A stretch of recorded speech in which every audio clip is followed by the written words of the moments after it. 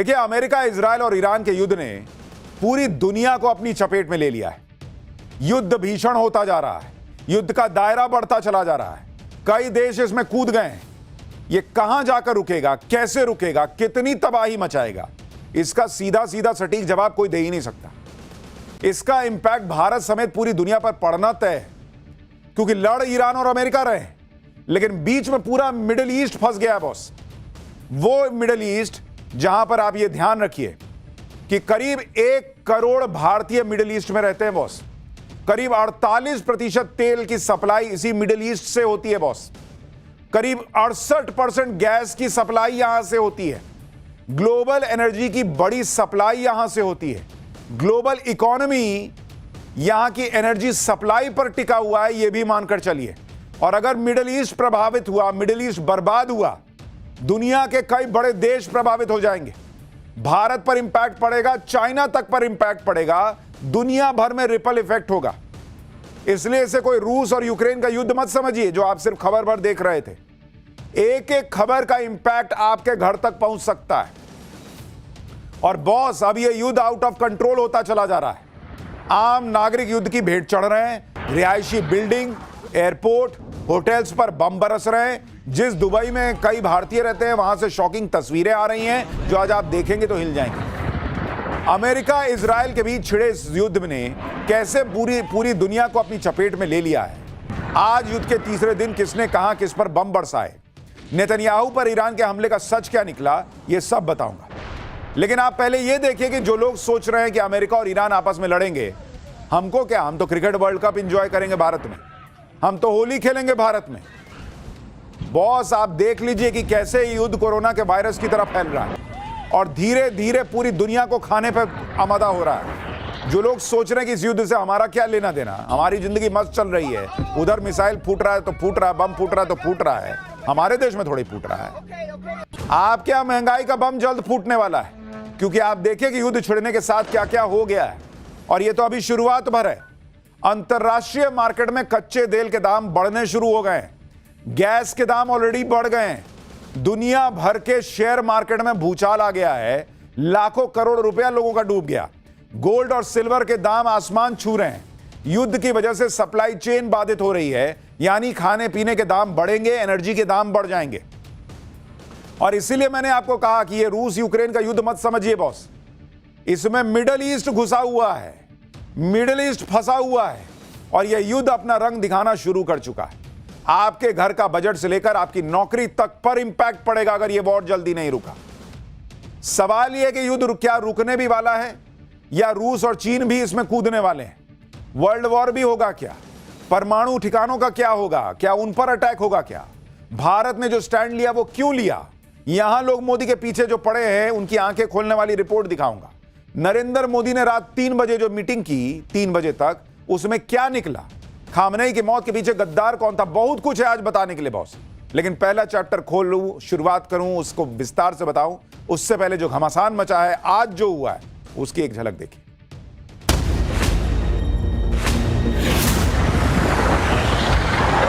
समर्थन करता है।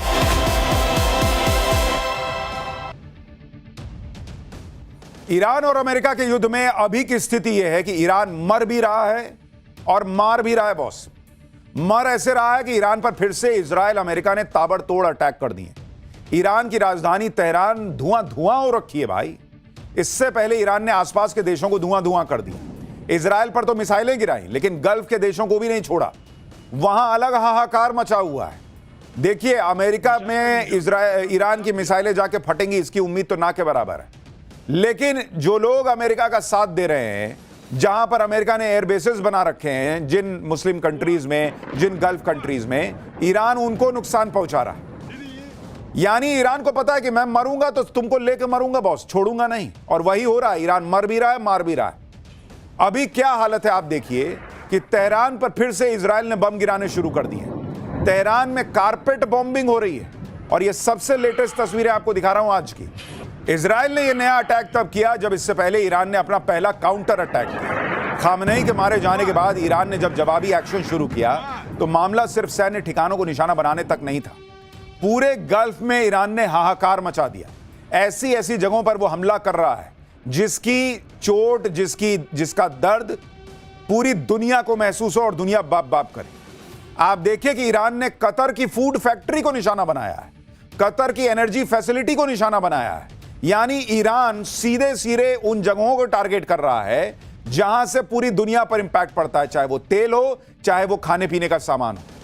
मिडिल ईस्ट में एनर्जी सप्लाई का सबसे बड़ा प्लेयर सऊदी अरब है। ईरान ने सऊदी अरब की ताकत पर ही सबसे बड़ा अटैक कर दिया। ईरान ने सऊदी अरब की सबसे बड़ी तेल रिफाइनरी को निशाना बनाया। आप देखिए इस तस्वीर को। इसके अलावा ईरान बिल्डिंग, एयरपोर्ट सबको निशाना बना रहा है। ये देखिए तेल रिफाइनरी, अरामको जो है उसकी तेल रिफाइनरी को निशाना बनाया गया है, जिसका मतलब यह है कि ईरान जानबूझकर दुनिया को यह एहसास करा रहा है कि मुझे जो दर्द हो रहा है तुमको महसूस होना चाहिए। ईरान बिल्डिंग, एयरपोर्ट सबको निशाना बना रहा है, मतलब हर वो पॉइंट जहां हमला करने से पूरा मिडिल ईस्ट पैनिक में आ जाए। ईरान ने बहरीन में भी रिहायशी बिल्डिंग को निशाना बनाया है, लेकिन बॉस असली हाहाकार तो वहां मचा है जहां से आपकी जेब पर असर पड़ना शुरू होता है। आप देखिए कि ईरान अमेरिका के युद्ध ने मार्केट में क्या गदर मचा दिया। भारत के शेयर मार्केट को देखिए, यह मत सोचिए कि सिर्फ ये दुबई में हो रहा है, अबू धाबी में हो रहा है, कतर में हो रहा है, भारत में इंपैक्ट पड़ने लगा है।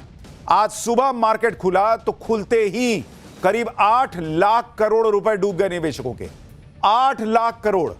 दोपहर होते होते मामला जो है वो बढ़ता चला गया और 17 लाख करोड़ रुपए एक दिन में, आधे दिन में डूब गए। मार्केट बंद होते होते करीब 6.5 लाख करोड़ रुपए का नुकसान हुआ है, यानी थोड़ी बहुत रिकवरी हुई, लेकिन उसके बावजूद एक दिन में 6.5 लाख करोड़ रुपए स्वाहा हो गए। लोग पैनिक में थे बॉस, मार्केट पैनिक में। और खाली भारत का शेयर मार्केट नहीं, दुनिया भर का शेयर मार्केट पैनिक में है। युद्ध से ऐसा हाहाकार मचा है कि यूएई ने तो अपनी मार्केट बंद कर दी बॉस। यूएई ने अबू धाबी और दुबई शेयर मार्केट को बंद कर दिया। यूएई में मार्केट 2 दिन के लिए बंद रहेंगे, यानी उसको पता है कि जैसे मार्केट खुलेगा यही होना है, तो उसने मार्केट ही बंद कर दिया भाई कि बाप रे बाप, ये तो कांड हो जाएगा। ये तो सिर्फ मार्केट की बात बता रहा हूं। क्रूड और गैस की कीमतों में आग लग गई है। दुनिया के कई हिस्सों में अब यह बात होने लगी है कि अगर ऐसे ही युद्ध चलता रहा तो पेट्रोल की कीमतें कहां तक जाएंगी, गैस के दाम कितने बढ़ने वाले हैं। और ये सारी ऐसी चीजें हैं जो आपको इंपैक्ट करेंगी भारत में, ये याद रखिएगा। आपको मैं बता दूं कैसे इंपैक्ट पड़ना शुरू हो गया है। जो लोग ये सोच रहे हैं कि अरे ईरान लड़ रहा है, मेरा क्या, हम तो मैच देखेंगे वर्ल्ड कप का, वो आप देखिए कि क्रूड ऑयल जो है उसकी स्थिति क्या हो गई है। पहले क्रूड ऑयल जो है वो चल रहा था $72 प्रति बैरल पर। आज की डेट में ये अभी थोड़ी देर पहले तक बढ़कर जो है अब हो चुका है $82 प्रति बैरल तक। यानी सीधे सीधे एक दिन के अंदर 10% का जंप है बॉस, 10% कीमत बढ़ गई ऑलमोस्ट। नेचुरल गैस देखिए, जो नेचुरल गैस होती है वो सीधे सीधे 50% महंगी हो गई है। और अगर ये युद्ध लंबा खिंच गया, जिसके पूरे आसार लग रहे हैं, तो ये 82 कहीं $150-200 ना हो जाए बॉस। अगर स्ट्रेट ऑफ हॉर्मुज बंद हो गया तो कहा जा रहा कि कच्चा तेल $100 के पार इजीली चला जाएगा। स्ट्रेट ऑफ हॉर्मुज के बारे में हम आपको आगे बताएंगे। लेकिन अगर कच्चा तेल ऐसे ही महंगा होता रहा, गैस महंगी होती रही, भाई दुनिया भर में महंगाई जो है ना वो रॉकेट बन जाएगी। यह सब इसलिए हो रहा है क्योंकि ईरान ने अमेरिका के साथ देने वाले गल्फ देशों के एनर्जी इंफ्रास्ट्रक्चर पर हमला शुरू कर दिया है। ईरान ने सऊदी अरब की सबसे बड़ी तेल रिफाइनरी पर अटैक किया है, जिसके बाद प्रोडक्शन को रोक दिया गया है। ईरान ने कतर की एनर्जी फैसिलिटी को टारगेट किया है, जिसके बाद कतर ने एलएनजी यानी लिक्विफाइड नेचुरल गैस का प्रोडक्शन बंद कर दिया है। ये तस्वीरें आप देखिए जो दावा कर रही हैं कि ये तस्वीरें सऊदी अरब में दुनिया की सबसे बड़ी तेल रिफाइनरी में हुए ड्रोन अटैक की तस्वीरें। तेहरान टाइम्स के मुताबिक ईरान ने सऊदी अरब पर सबसे बड़ा हमला करते हुए सऊदी अरब की रास तानूरा ऑयल रिफाइनरी पर हमला कर दिया है। आप धुआं देख रहे हैं बॉस, उसी से आपको पता चल जाएगा कितना नुकसान हुआ है। यह रिफाइनरी सऊदी अरब की सरकारी तेल कंपनी सऊदी अरामको की है। सऊदी अरब का कहना है कि हमले से कोई बहुत बड़ा नुकसान नहीं हुआ है, लेकिन इस हमले के बाद रिफाइनरी को बंद कर दिया गया है। अब यह बंद होना डबल नुकसान है।